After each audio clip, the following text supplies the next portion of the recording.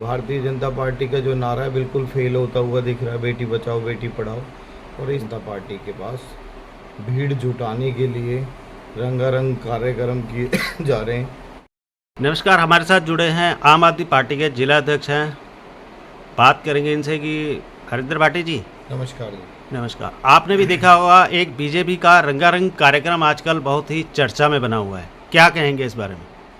मैं तो इस बारे में यही कहना चाहूँगा कि जिस तरीके से भारतीय जनता पार्टी के पास भीड़ जुटाने के लिए रंगारंग कार्यक्रम किए जा रहे हैं, ये एक बिल्कुल लोकतंत्र के अंदर संविधान की एक तरीके से बिल्कुल संविधान की अवहेलना है।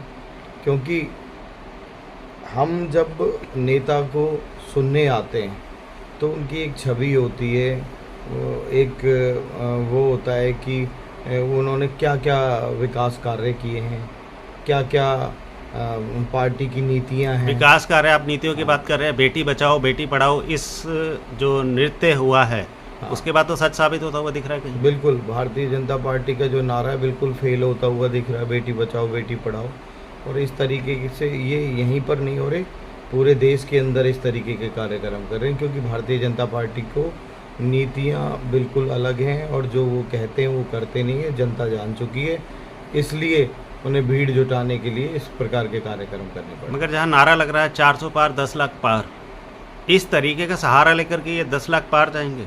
देखो 400 पार का जो नारा था, जो नारा लगा रहे हैं, पहले भी 75 पार का नारा लगा था। इस देश में बीजेपी ने अनेकों नारे दिए कि 15 लाख खाते में आएगा, वो भी एक जुमला रहा। अभी तक तीसरी बार चुनाव लड़ रही है भारतीय जनता पार्टी, अभी तक लोगों के 15 रुपये नहीं आए, 15 पैसे नहीं आए। विकास की बात कर रहे हैं, कितना विकास दिख रहा है कि चारों तरफ इसी विकास की चर्चा हो रही है पूरे भारत के अंदर कि बीजेपी वाले भीड़ जुटाने के लिए अब इस तरह के रंगारंग कार्यक्रम कर रहे हैं। देखो ये तो निश्चित है कि अगर कार्य होते देश के अंदर तो आज जो भारतीय जनता पार्टी की दशा है वो देखने लायक है। कहीं भी प्रोग्राम हो रहे हैं वहाँ भीड़ नहीं हो रही है, इस प्रकार के कार्यक्रम किए जा रहे हैं। वो यही कारण है कि जो काम बताने के लिए तो अब काम रहे नहीं, और जब अगर काम करे होते तो जनता सुनने भी आती। तो यही कारण है कि इंडिया गठबंधन आपका चौधरी महेंद्र प्रताप जी पूरी जान लगा करके कोशिश कर रहे हैं, उनका परिवार भी कर रहा है और आम आदमी पार्टी भी अगर बात की जाए तन मन धन से उनके साथ है। क्या कहेंगे, कितनी जीत पक्की नज़र आ रही है आपको? देखो इंडिया गठबंधन में आज देश के अंदर एनडीए को रिप्लेस कर रही है जनता, और इंडिया का प्राइम मिनिस्टर भविष्य में बनेगा। 2024 में इंडिया गठबंधन का ही प्राइम मिनिस्टर बनेगा। देश की जनता अपना मन बना चुकी है, और उसका कारण यही है कि इंडिया गठबंधन के अंदर सभी पार्टियों के मैनिफेस्टो जो इंडिया गठबंधन का बना है वो सभी पार्टियों की नीतियाँ मिला के, और वो क्या क्या विकास कार्य करना चाहते हैं देश की जनता के लिए, वो सब मिला के मैनिफेस्टो तैयार किया है। तो जैसे ये 300 यूनिट बिजली का इंडिया गठबंधन का एक हमारा मैनिफेस्टो में कॉलम है, और ये सस्ता राशन का कॉलम है। गैस सिलेंडर की भी बात चल रही है। गैस सिलेंडर सस्ता, उसका भी एक कॉलम है। पेट्रोल डीजल और सस्ता करेंगे, वो भी एक कॉलम है। तो इंडिया गठबंधन जो है सभी पार्टियों को मिलके बना है। क्या दर्शकों से कहना चाहिए?